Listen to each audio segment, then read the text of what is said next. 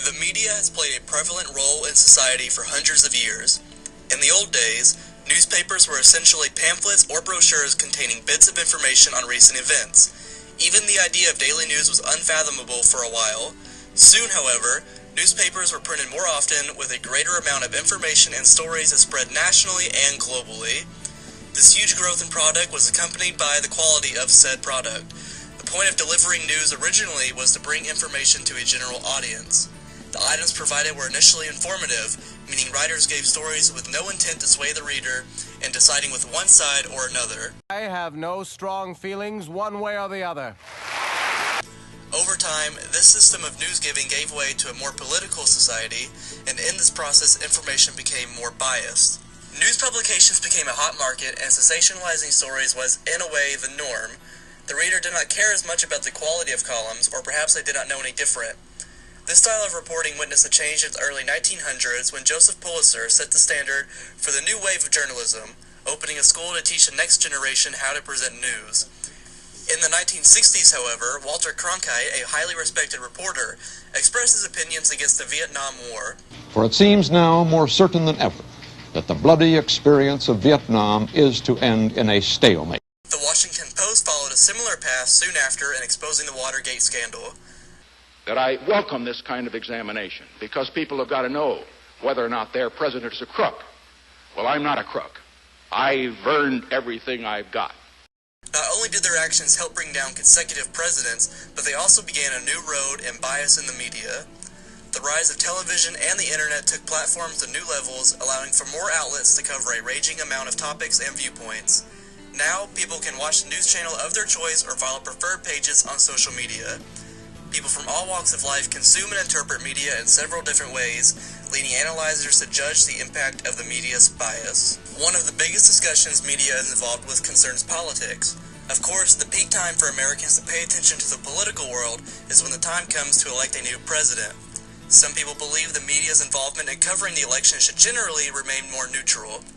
One of the biggest complaints concerns the coverage of President Donald Trump. The main argument is that a wide range of news outlets induce too much opinion on the public and not enough factual evidence. I think that, especially with Trump, I think it just blows people's minds somehow that he won, and so they're very, very angry about it.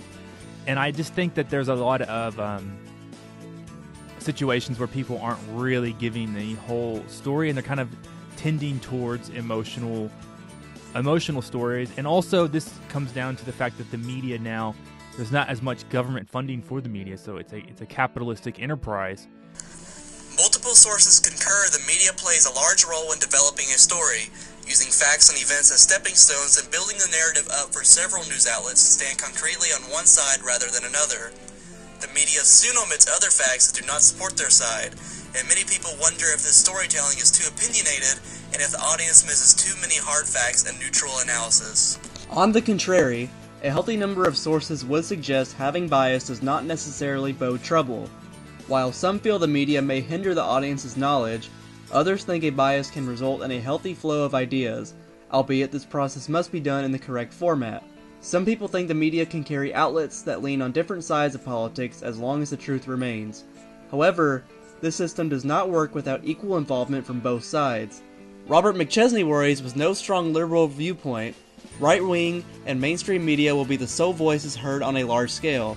Studies have shown that McChesney may be right since parties do not treat information evenly. In conclusion, media and bias within it have some role in society. Research identifies several unique forms in how people interpret media. Individuals on one side of an argument may insist media provides more opinions than facts.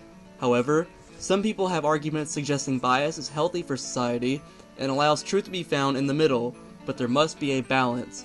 In their minds, one party must not dominate the other in public attention. I also think people should maybe also realize that the news isn't objective. I think that's kind of a myth, that there's objective news, if that makes sense. And as my time in the newspaper industry will tell you, sometimes people, I heard a story the other day where people were upset about a headline, the way it was worded. It sounded like America was sort of punishing migrant women and children, but I having worked in the newspaper, sometimes I realized that they probably had like 8 words to make that headline. That's just what fit. A possible solution to handling media bias is for individuals to understand the perspective of the news source and perhaps learn to find the truth in the middle. People may also realize the media's impact on society does not change their views, but a process in uncovering the truth exists.